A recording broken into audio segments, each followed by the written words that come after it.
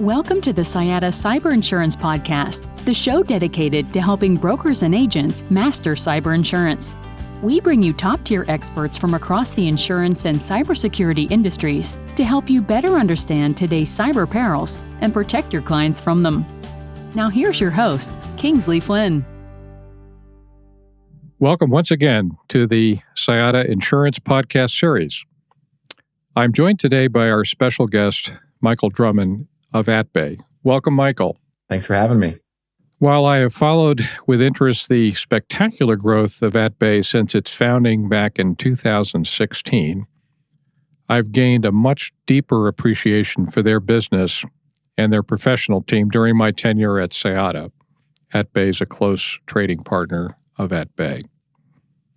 Our topic today: what are carriers looking for when insuring a small to mid-sized business for cyber risk? I'll refer to this client group as SMB during our interview. Before kicking off, let me share the playbook on our special guest. Michael currently serves as head of cyber and tech E&O for AtBay. For those of our listeners who may not focus in the specialty line space, AtBay is an insurtech company.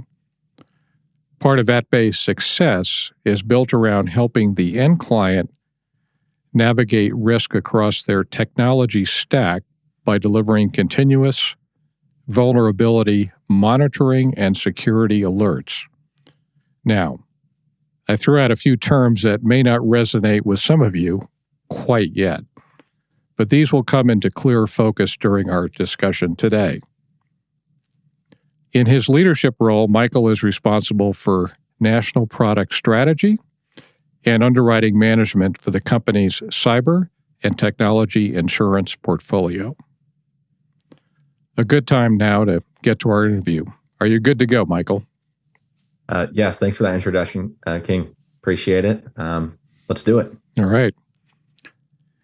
So first question, there's been an assumption by small to mid-sized businesses they don't need cyber insurance because they're not targeted by threat actors. Does this hold true today? I wish I could say that it does, but absolutely not at this point. I do think that there is some truth to the fact that small businesses are targeted less frequently than larger companies, but they still see their fair share of attacks. And we can see this in our own claims data here at AtBay, which our book is predominantly small businesses today. So while, I would say small businesses are generally not targeted directly, right? In terms of you don't have a nation state going, I'm going to attack, Bob's Burger Shack or Jill's Flower Shop in hometown USA today. It's more like a drive-by shooting, I guess, is probably the analogy to give. And that's something that our CEO likes to say quite a bit, is in the sense that, attackers, they can't spend a lot of time going from SMB to SMB. So what they're really doing is they're cherry picking by scanning every, website address or IP address in the US. And they're looking for a lot of the critical software vulnerabilities that are very easy to exploit. And, at the end of the day, small businesses, you don't want to show up on this attacker's short list.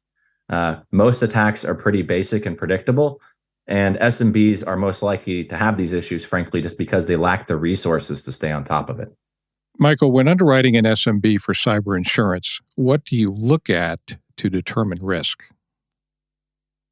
Yeah, it starts with identifying whether the company has any of those critical vulnerabilities that I mentioned before. So something unique about our underwriting process that didn't exist when I first started underwriting cyber insurance many years ago is, we effectively take the web address of every company that we underwrite and we scan for these issues ourselves. So what does that actually mean? It means that we're using the same tools that the bad guys are using. So if we can see it, then they can see it as well. So what we do is we'll require, if we identify any of these red flags or critical vulnerabilities, we'll actually help those companies close those out before binding the policy. So the analogy that we've used for some time that I think still holds true here is that if you're insuring a house against burglary, you'd want to drive by and make sure that there's locks on the doors and the windows are closed and the back door is not open.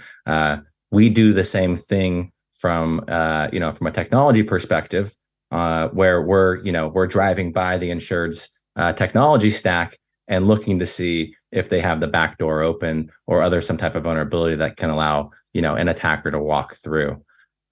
So for us, not only are we helping better protect companies by having them close these out at the front end, it also makes them a better risk for us, because at the end of the day, insurance companies are highly incentivized to help their customers address these issues.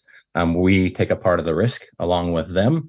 But it doesn't stop there. For us, we also, for any company that we write, we continue to scan, their domain throughout the lifetime of the policy. We know that cyber's a dynamic risk. Things can change day to day. At one point now, our portfolio could look great. Tomorrow, you have a new vulnerability that comes out. Now, 50% of the book is exposed.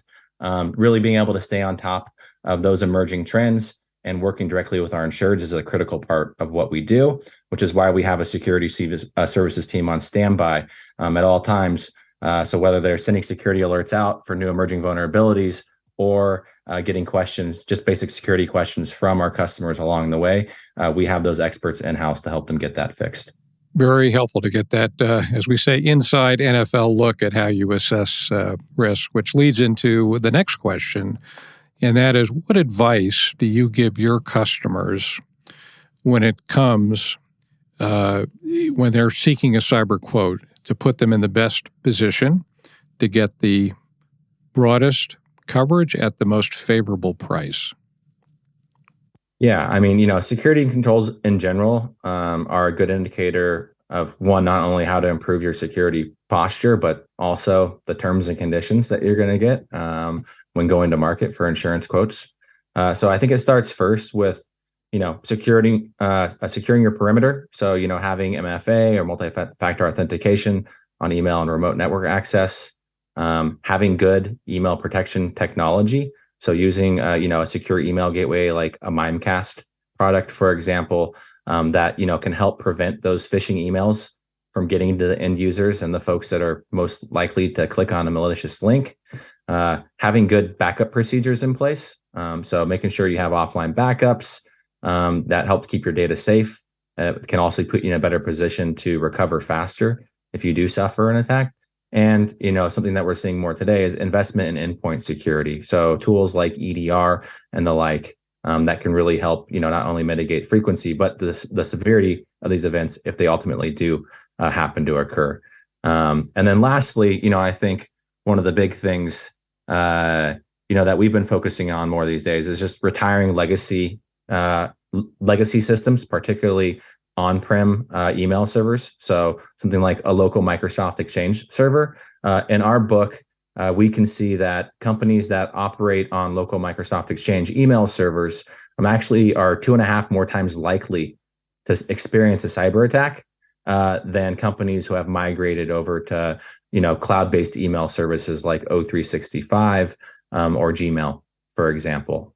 So just kind of focusing on that end-of-life legacy technology, particularly on the email side. MSX is, or local Microsoft Exchange is an area that I expect to see, frankly, a lot more markets start looking at as well, because, as markets are collecting more data, we can see what is most impactful from a risk standpoint for these small businesses.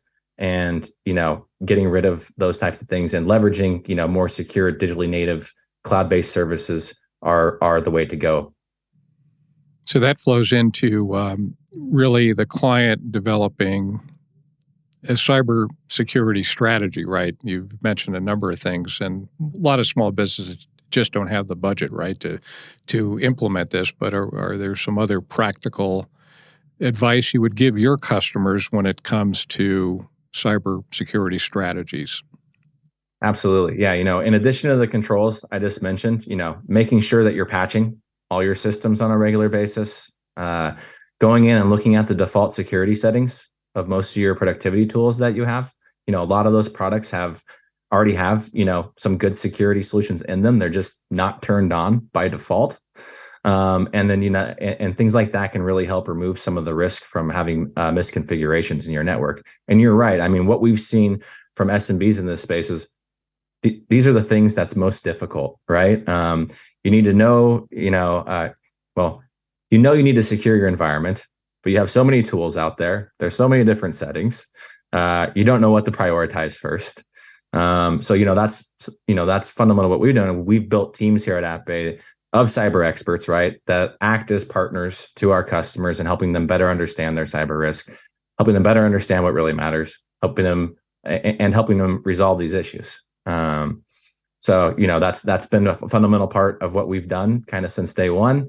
And we've recently launched some new security services as well, where we have, virtual CISO services with folks on staff in-house to be able to answer these questions from our insureds or help them, answer questions around those configurations or those default settings.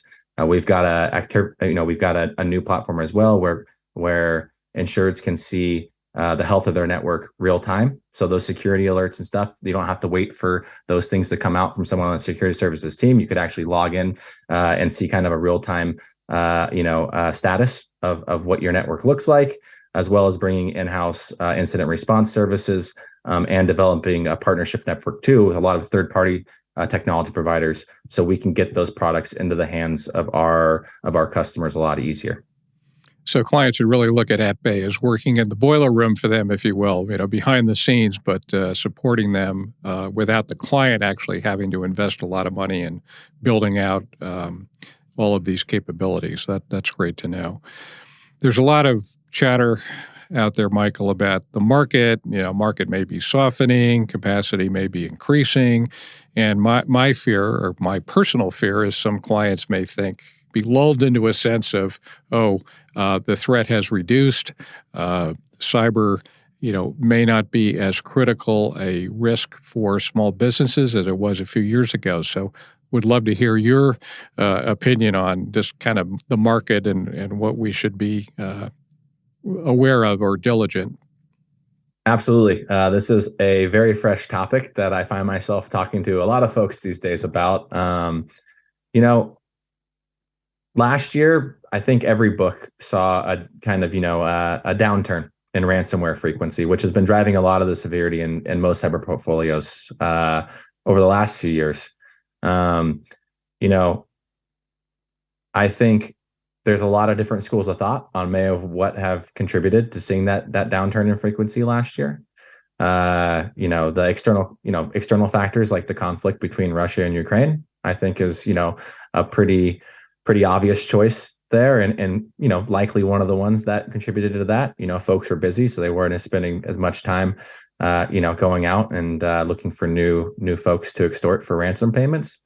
As frequency was down last year, I think there is a potential for folks to get lulled into a bit of false sense of security around this. And so far, what we've seen in Q1 of 2023 is trying to see that trend reverse a little bit, where you're seeing frequency start to pick back up again, not only just for ransomware, but other types of cyber attacks. From my point of view, ransomware, financial fraud, all those things, right? They're not going away anytime soon. They're very easy to pull off these types of attacks. Again, I mentioned previously that many of these things aren't very sophisticated in nature. They're pretty easy. They're pretty predictable. And as long as it remains very easy for the criminals to make money this way, and until something in the future comes out that is even easier to make as much money, I don't see that slowing down anytime soon.